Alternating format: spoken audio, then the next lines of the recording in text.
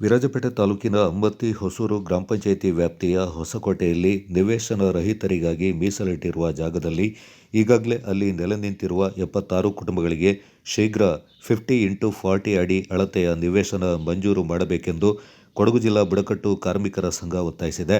ನಗರದಲ್ಲಿ ಸುದ್ದಿಗೋಷ್ಠಿಯಲ್ಲಿ ಮಾತನಾಡಿದ ಕರ್ನಾಟಕ ಅರಣ್ಯಮೂಲ ಬುಡಕಟ್ಟು ಸಮುದಾಯಗಳ ಒಕ್ಕೂಟದ ರಾಜ್ಯ ಕಾರ್ಯದರ್ಶಿ ಸಿ. ಶೈಲೇಂದ್ರ, ನಿವೇಶನಕ್ಕಾಗಿ ಒತ್ತಾಯಿಸಿ ಜನವರಿ 12ರಿಂದ ಅಂಬತ್ತಿ ಹೊಸೂರು ಪಂಚಾಯಿತಿ ಕಚೇರಿ ಎದುರು ಅನಿರ್ದಿಷ್ಟಾವಧಿ ಧರಣಿ ನಡೆಸುವುದಾಗಿ ತಿಳಿಸಿದರು. ಹೊಸೂರು ಪಂಚಾಯಿತಿ ವ್ಯಾಪ್ತಿಯ ಕಾಫಿ ತೋಟಗಳಲ್ಲಿ ಕೂಲಿ ಕೆಲಸ ಮಾಡ್ತಾ ಇರುವ ಲೈನ್ ಮನೆಯ ಬಡ ಕುಟುಂಬಗಳಿಗೆ ನಿವೇಶನ ಮತ್ತು ವಸತಿ ಒದಗಿಸಲು ಹೊಸಕೋಟೆಯಲ್ಲಿ 3.30 ಎಕರೆ ಸರ್ಕಾರಿ ಜಾಗವೊಂದ ಗುರುತು ಮಾಡಲಾಗಿತ್ತು. ಅದನ್ನ ಸಮಗ್ರ ಗಿರಿಜನ ಯೋಜನೆ ಇಲಾಖೆಯ ಹೆಸರಿಗೆ ಈಗಾಗಲೇ ವರ್ಗಾಯಿಸಲಾಗಿದೆ. ಸೂಚಿತ ಜಾಗದಲ್ಲಿ ಕನಿಷ್ಠ ಮೂಲ ಸೌಲಭ್ಯಗಳು ಇಲ್ಲದೆ 76 ಕುಟುಂಬಗಳು ಪ್ಲಾಸ್ಟಿಕ್ ಹೊದಿಕೆಯ ಗುಡಿಸಲುಗಳಲ್ಲಿ ವಾಸಿಸುತ್ತಿದ್ದಾರೆ. ಇಲ್ಲಿ ಸಂಕಷ್ಟದ ಬದುಕು ಸಾಗಿಸ್ತಾ ಇರುವ ನಿವೇಶನ ರಹಿತ ಬುಡಕಟ್ಟು ಕುಟುಂಬಗಳಿಗೆ ಇಲ್ಲಿಯವರೆಗೆ ಜಾಗವೊಂದ ಹಸ್ತಾಂತರಿಸಿಲ್ಲ. ಈ ಬಗ್ಗೆ ಜನಪ್ರತಿನಿಧಿಗಳಿಗೆ ಹಾಗೂ ಸಂಬಂಧಪಟ್ಟ ಇಲಾಖಾ ಅಧಿಕಾರಿಗಳಿಗೆ ಮನವಿ ಮಾಡಿಕೊಂಡಿದ್ರೂ ಕೂಡ ಸೂಕ್ತ ಸ್ಪಂದನ ದೊರೆತಿಲ್ಲವೆಂದು ಆರೋಪಿಸಿದರು.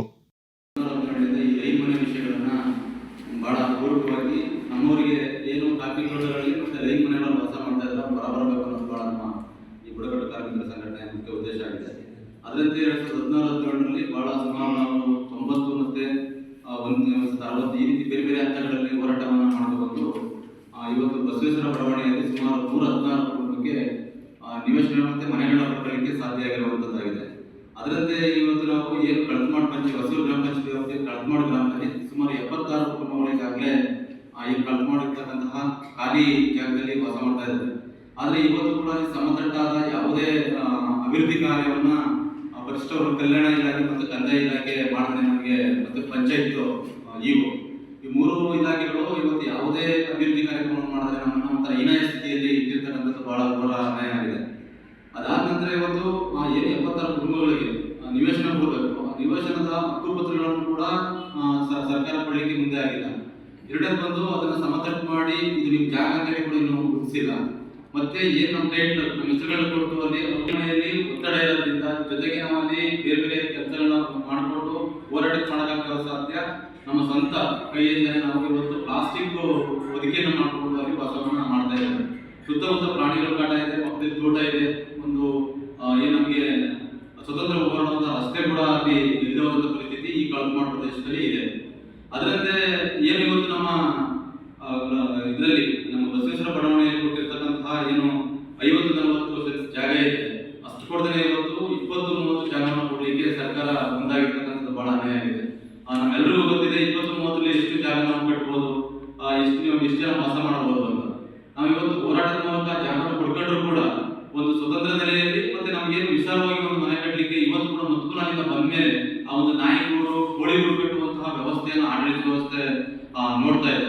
ಹಲವಾರು ಬಾರಿ ಮಾನ್ಯ ನಮ್ಮ ಜನಪ್ರಿಯ ಶಾಸಕರು ಪನ್ನಣ್ಣವನ್ನು ಕೂಡ ನಾವು ಹಲವಾರು ಬಾರಿ ಮೀಟ್ ಮಾಡಿದ್ವಿ. ಜೊತೆಗೆ ಬೆಂಗಳೂರು ಮಟ್ಟದ ನಿರ್ದೇಶಕರು ನಮ್ಮ ಪರಿಶಿಷ್ಟ ವರ್ಗ ಕಲ್ಯಾಣ ಇಲಾಖೆ ಗಮನ ಕೂಡ ತಂದಿದ್ದೀವಿ. ನಂತರ ನಮ್ಮ ರಂಜಿತ್ ಸರ್ ಇರ್ತಕ್ಕಂತಹ ಸಂದರ್ಭದಲ್ಲಿ ಏನು ಕಾರ್ಯದರ್ಶಿ ಇದ್ರು ನಮ್ಮ ಪರಿಶಿಷ್ಟ ವರ್ಗ ಕಲ್ಯಾಣ ಇಲಾಖೆ ಕಾರ್ಯದರ್ಶಿ ಅವ್ರ ಗಮನಕ್ಕೂ ತಂದಿದ್ದೀವಿ. ತದನಂತರ ಏನು ನಮ್ಮ ಇಲ್ಲಿ ಸ್ಥಳೀಯ ಆಡಳಿತದಂತಹ ಬುಡಕಟ್ಟು ಕಲ್ಯಾಣ ಇಲಾಖೆ ನಮ್ಮ ಕೊಡಗು ಜಿಲ್ಲೆಯಲ್ಲಿ ಇರ್ತಕ್ಕಂತಹ ಮಡಿಕೇರಿಯಲ್ಲಿ ಇರ್ತಕ್ಕಂಥ ಜಿಲ್ಲಾ ಪರಿಶಿಷ್ಟ ವರ್ಗ ಕಲ್ಯಾಣ ಇಲಾಖೆ ಹೊನ್ನೇಗೌಡರು ಕೂಡ ಗಮನಕ್ಕಂತರು ಕೂಡ ಇವರು ಇವತ್ತು ಕೂಡ ನಮ್ಮನ್ನ ಹೀನಾಯವಾಗಿ ನಡೆಸಿಕೊಳ್ತಾ ಇರ್ತಕ್ಕಂಥ ಪರಿಸ್ಥಿತಿ ಈ ಕೊಡಗಲ್ಲಿ ಆಗ್ತಾ ಇರ್ತಕ್ಕಂಥದ್ದು. ಹಾಗಾಗಿ ಏನು ಇವತ್ತು ನಾವು ಸ್ವತಂತ್ರ ಬಂದು 75 ವರ್ಷ ಆದ್ರೂ ಕೂಡ ಇನ್ನು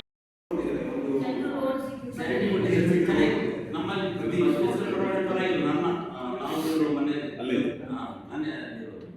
ಅಲ್ಲಿ ಪರವಾಗಿಲ್ಲ. ಇಲ್ಲಿ 20-30 ಮಾಡಿ ಅದರಲ್ಲಿ ಏನು ಸೆಟ್ ಮಾಡಕ್ಕೆ ಬರಲ್ಲ, ಮನೆ ಅಂದ್ಕೊಳ್ತಾರೆ.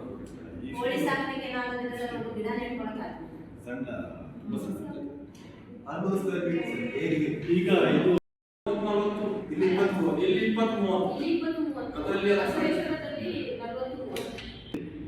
ಒಟ್ಟು ಕಮ್ಯುನಿಟಿ ಅಭಿವೃದ್ಧಿ ಕಾರ್ಯಕ್ರಮಗಳು ಮತ್ತೆ ಮನೆಗಳ ನಿವೇಶನಗಳಿಗೆಲ್ಲ ಒಂದು ಸೌಕರ್ಯವಿದೆ. ಇಲ್ಲಿ ಇತರದ 330ರಲ್ಲಿ 110 ಕುಟುಂಬಕ್ಕೆ ಜಾಗ ಕೊಡ್ತಾರೆ. ಇನ್ನು ಬೇರೆ ಅಭಿವೃದ್ಧಿ ಕಾರ್ಯಕ್ರಮ ಮಾಡಲಿಕ್ಕೆ ಆಗಲ್ಲ. ಬುಡಕಟ್ಟು ಕಾರ್ಮಿಕರ ಸಂಘದ ಜಿಲ್ಲಾಧ್ಯಕ್ಷ ವಿ.ಬಿ. ಗಪ್ಪು, ಬುಡಕಟ್ಟು ಕಾರ್ಮಿಕರ ಸಂಘದ ಕಾರ್ಯದರ್ಶಿ ಜೆ.ಸಿ. ಲಲಿತಾ, ಖಜಾಂಚಿ ಪಿ.ಟಿ. ಜ್ಯೋತಿ, ಕಾರ್ಯಕರ್ತರು ಸುದ್ದಿಗೋಷ್ಠಿಯಲ್ಲಿ ಪಾಲ್ಗೊಂಡಿದ್ದರು.